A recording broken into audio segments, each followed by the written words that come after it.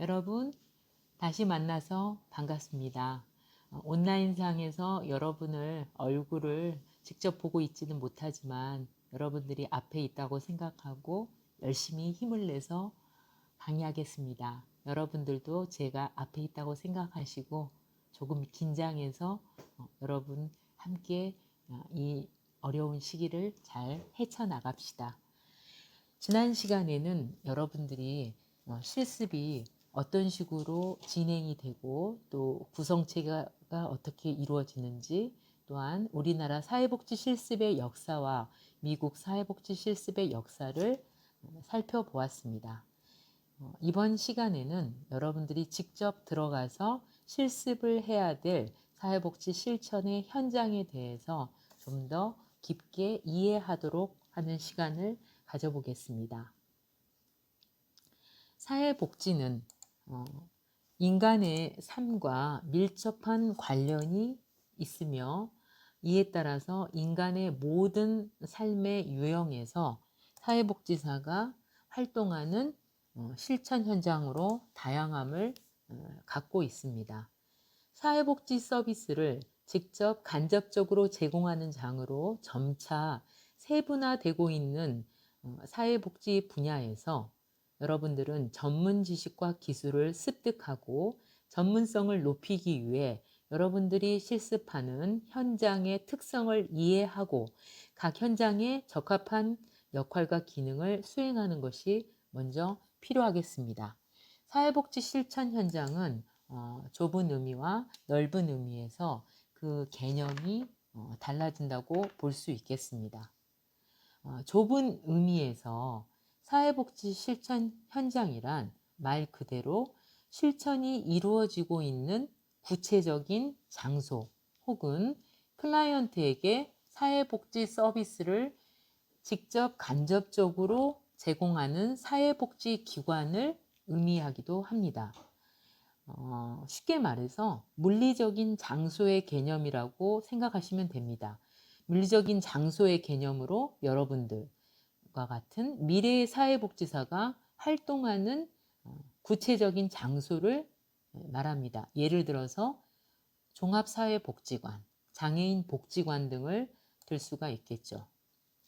넓은 의미는 광의의 의미인데, 사회복지 실천이 이루어지는 전문 분야, 전문 필드라고 그러죠. 혹은 서비스의 초점이 되는 문제, 대상 집단, 클라이언트를 모두 포함하는 개념입니다.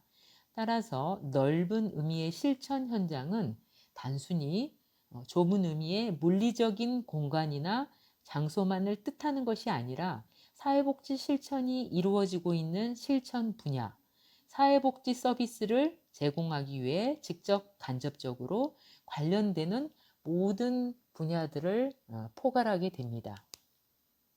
예를 들어서 대상별로 나눌 때는 아동, 청소년, 노인, 여성, 장애인 등으로 나누어질 수가 있고, 영역별로 나누게 되면 의료, 정신, 보건 분야, 약물 남용 분야, 알코올 중독과 같은 것을 말하겠죠. 또 교도소와 같은 교정 분야 등. 그 다음에 장소별로 나눌 때는 교정복지가 이루어지는 교도소, 의료사회 사업이 이루어지는 병원 세팅, 학교에서 만날 수 있는 학교사회복지사, 지역별, 도시지역이냐, 농촌지역이냐, 광산지역이냐, 장소의 특징을 나눌 수 있는 넓은 의미의 실천 분야를 이야기한다고 볼 수가 있겠습니다. 두 번째, 사회복지 실천 현장의 분류 기준과 유형에 대해서 살펴보겠습니다. 아까 말씀드린 기관의 기능 혹은 목적에 따라서 1차 현장과 2차 현장으로 나누어질 수 있겠죠. 1차 현장은 기관의 우선적인 목적과 기능이 사회복지 서비스를 제공하는 곳으로 사회복지사가 중심이 되어 활동하는 실천 현장을 말합니다. 그래서 사회복지관, 사회복지 이용시설과 생활시설, 사회복지 재단 등을 이야기할 수가 있겠습니다. 사회복지 실천 현장에서 사회 문제가 다양화됨에 따라서 특정 서비스 대상이나 사회 문제에 초점을 두는 사회복지 기관이 증가하고 실천 현장은 점차 다양화되고 세분화되는 경향이 있습니다. 또한 서비스의 통합성과 효율성을 위해서 지역사회 내지는 사회 차원에서 서비스의 조정과 통합을 강조하는 움직임이 커지고 있습니다. 바틀렛이라는 사회복지 학자는 개별 사회복지 실천 현장을 요형하기 위한 분류 기준을 다음과 같이 제시하고 있습니다. 여러분들이 사회복지 실천론에서 배웠던 것을 잠시 떠올리면 되겠습니다. 첫 번째는 서비스 체계로 나누어질 수 있는데 클라이언트의 문제에 대응하기 위해 마련된 조직화된 서비스 체계는 무엇인가에 따라서 정책을 하느냐, 프로그램을 하느냐, 공공기관인가, 민간기관인가, 정부인가, 비정부 기관인가, 또는 이용시설인가, 생활시설인가로 나누어질 수가 있습니다. 두 번째, 관심의 주 대상 문제로 현장을 분류할 수 있는데 관심의 주 대상과 문제는 무엇인가? 물질 남용인가? 예를 들어서 알코올 중독 같은 게 있겠죠. 학대인가, 빈곤 문제인가, 비행 문제인가, 가족 갈등 문제인가, 노숙과 같은 사회 문제인가, 이러한 것에 따라 조직의 상황과 현상 그리고 과제 등을 가지고 분류를 하고 있습니다. 세 번째, 클라이언트 집단에 따라서 현장을 분류하고 있는데 서비스 대상인 클라이언트 집단이 누구인가? 아동인가? 청소년인가? 노인인가? 여성인인가? 장애인인가? 난민인가에 따라서 현장을 분류하고 그 유형을 나누게 됩니다. 네 번째로 사용되는 지식, 가치, 기술의 형태인데요. 조직, 즉 기관에서 사용되는 지식, 가치, 기술 또는 개인 문제들이 어떠한 것들이 있는가? 시각의 차별성, 관점의 차이, 접근 방법이나 모델 등에 따라서 사회복지 실천 현장을 분류합니다. 이것은 바틀렛의 유형정의라고 볼 수가 있겠습니다. 그래서 사회복지 실천 현장은 기본적으로 다음과 같이 나누어질 수 있겠습니다. 유형에 따라서 지금 이야기한 1차 현장인가 2차 현장인가가 있겠죠. 1차 현장은 다시 한번 반복하지만 사회복지기관, 사회복지 이용시설, 생활시설, 사회복지재단 등으로 사회복지사와 클라이언트가 바로 만날 수 있고 현장의 그 기관 기능과 목적이 이러한 클라이언트를 위해서 바로 명시되어 있는 경우입니다. 2차 현장이란 1차 현장과 다르게 다른 목적이 우선시 되고 필요에 따라서 사회복지 서비스를 제공하는 곳이죠. 예를 들어서 병원, 학교, 기업, 교정시설, 군 부대 등이 있겠죠. 좀 더 자세하게 설명을 드리자면 병원이 사회복지 전문 기관은 아니죠. 병원은 병을 치료하기 위한 의료 서비스가 1차적으로 제공되는 곳이고 전문기관은 아니지만 사회복지기관은 아니지만 1차 목적을 달성하고 부가적으로 2차 목적이 이 기관의 목표 달성과 서비스 효과성에 미치는 긍정적인 영향이 인정되어 사회복지 실천이 부분적으로 수행되는 실천 현장을 2차 현장이라고 말하는 것입니다. 병원, 학교, 군부대, 기업 이런 것들의 본래 기능은 병원은 의료 서비스, 학교는 교육 사업, 기업은 기업의 이윤 창출, 교정시설은 교도소를 말하죠. 이러한 교도소에 있어서의 어떤 범죄인들에 대한 교정이 1차 목적이죠. 그리고 군 부대는 병역과 또한 국가를 지키는 목적이 1차 목적이고, 부가적으로 2차적으로 사회복지 서비스가 제공되는 것이죠. 병원에서는 의료사회 사업가가 있고, 학교에서는 학교사회복지사가 있고, 기업복지사가 있으며, 교정복지사, 또 군 사회복지사가 활동을 하게 됩니다. 자, 기관의 설립 주체 및 재원 조달 방식에 따라서 분류가 나누어지고 있습니다. 기관 설립 주체에 따라서 공공기관과 민간기관으로 나누고 있습니다. 자, 공공기관은 여러분들도 아시다시피 정부의 지원에 의해서 운영되고, 사회복지사의 업무는 정부 규정이나 지침에 따라서 규정이 됩니다. 그래서 이것에 따라서 서비스를 계획하고 관리, 지원하는 행정체계와 서비스를 직접 제공하는 집행체계로 나누어질 수 있겠습니다. 예를 들어서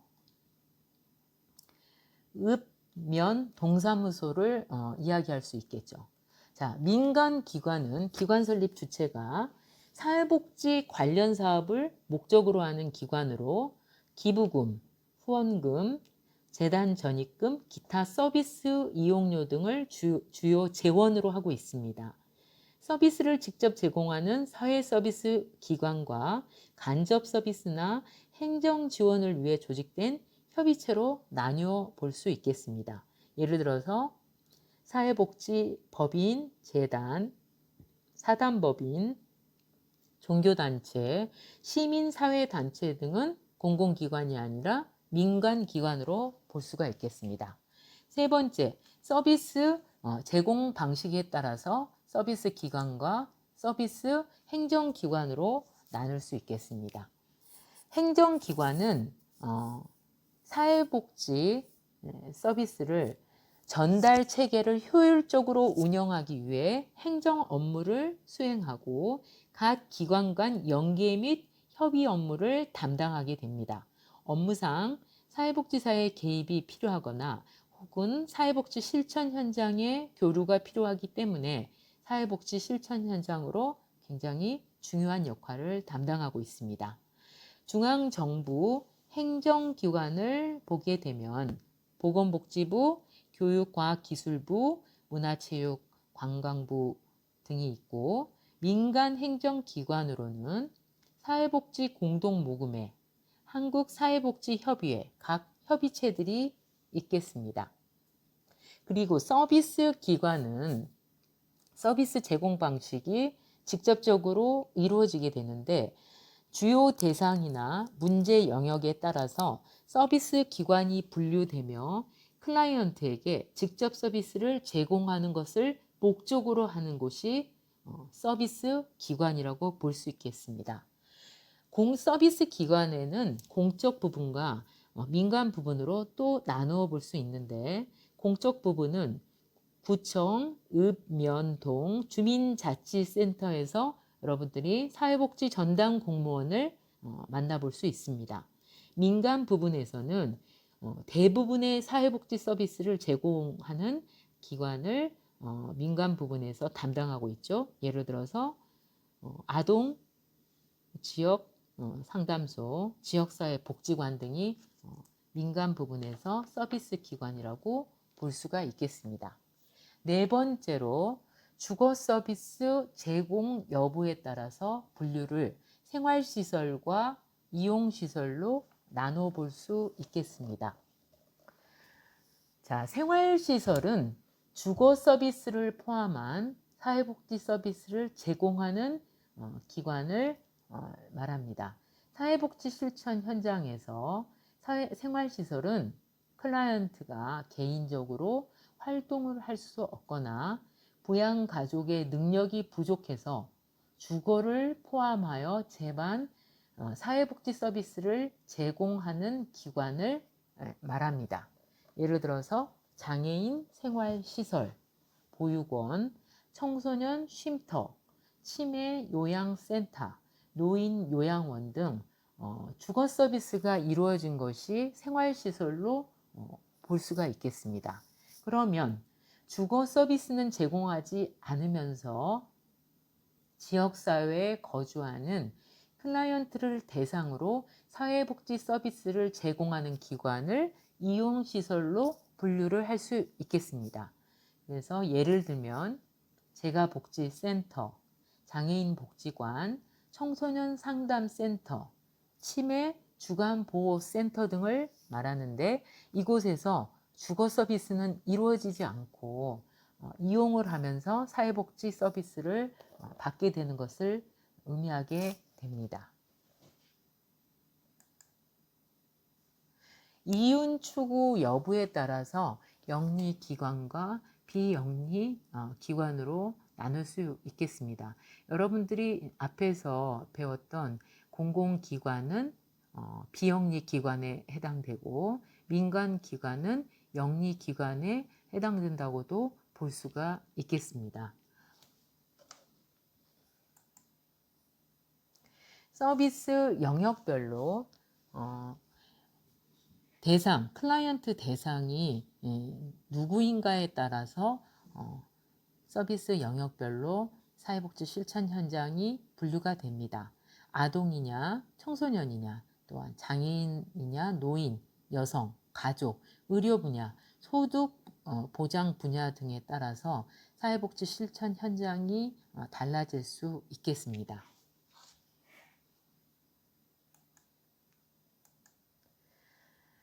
세 번째로 사회복지사의 경력, 인적 기준에 대해서 여러분들이 공부를 해보겠습니다. 사회복지사의 경력은 경력 기준은 사회복지 관련 법령에 의해서 신고된 시설에서 사회복지사로서 근무한 경력을 사회복지사 경력으로 인정받게 됩니다. 자, 사회복지사, 여러분들은 사회복지사 2급을 이제 취득을 하게 되는데요. 사회복지사 2급 취득 후에 사회복지사 1급 시험 응시를 위해서는 사회복지 분야에서 사회복지사로 근무한 경력이 있어야 됩니다. 그리고 사회복지 현장에 근무한 사회복지사가 다른 기관으로 이직을 할 때에도 자신의 경력이 어느 정도 인정받는가에 따라 새로운 현장에서 사회복지사의 처우가 달라질 수 있다는 점에서도 매우 중요하다고 볼 수가 있겠습니다. 여러분들이 사회복지사가 전문직으로 인정받기 위한 여러분들 실천론에서 역사를 많이 이제 공부를 하셨는데요. 특히 사회복지사가 이직하는 경우에 있어서 필요한 조건들이 한 분야에 전문적으로 하는 이론과 지식, 기술의 습득도 필요하지만 일반적인 사회복지사로서의 제너럴리스트라고 말을 하는데, 일반적인 사회복지사로서 전 분야를 골고루 알 수 있는 전문 지식을 가지고 있는 것도 이직할 때 굉장히 필요한 요소가 된다고 볼 수가 있겠습니다. 자, 사회복지사로서 근무해야 될 사회복지 시설이란 사회복지사업법 제2조의 사회복지 사업을 행할 목적으로 설치될 시설을 말합니다. 따라서 사회복지시설 경력 인정 기준은 사회복지 관련 법령에 의해 신고된 시설에서 사회복지사로서 근무한 경력을 사회복지 경력으로 인정받게 됩니다. 여러분들이 법령에 의해서 정확히 신고된 시설에서 근무를 하셔야만이 사회복지사의 경력으로 인정받게 된다는 것을 유념하시기 바랍니다. 자, 사회복지시설의 경력 인정의 확인 방법에 대해서 알아보겠습니다. 사회복지시설의 실무 경력 인정 여부는 시설 신고증, 설치 근거가 되는 정관 등의 서류가 있어야 되겠죠. 경력 또는 재직 증명서, 업무 분장표 등을 통해서 확인을 하게 됩니다. 사회복지 법인 및 시설의 경우에는 시설장, 총무, 생활지도원 등은 인정되지만 직장체험 연수라든지 시설관리, 운전직, 조리원, 영양사, 운전사, 위생원 등은 기능직종이라고 보는데 이러한 기능직종의 경력은 사회복지사 경력으로 인정이 원칙적으로 불가능합니다. 그러니까 여러분들이 사회복지시설에서 예를 들어서 운전을 하거나 영양사로 근무하거나 조리원으로 근무한 것은 사회복지사 경력으로 인정받지 못한다는 것을 의미합니다. 기타 사회단체 시설이 있습니다. 기타 사회복지시설 이외의 실무 경력 인정 범위에 대해서 알아보겠습니다. 자, 사회복지시설 이외에 시민단체 및 기타의 단체 시설은 관청의 허가를 받은 단체 시설로 사회복지 사업을 목적으로 비영리 사업을 하는 단체일 경우에 한해서 경력이 인정받고 이를 증명할 수 있는 서류인 정관, 운영 규정, 기구표 등을 제출해야만이 사회복지 사업 동영상이 예기치 않게 꺼지는 비상사태가 발생되었습니다. 여러분들 이해하시고 다시 마무리를 하도록 하겠습니다. 사회복지사의 경력 인증은 앞에서 이야기한 것 같이 사회복지 시설에서 법적으로 인정된 시설에서 하는 경우와 사회복지 시설 이외의 시설에서 실무 경력을 인정하는 범위로 나눌 수가 있겠습니다.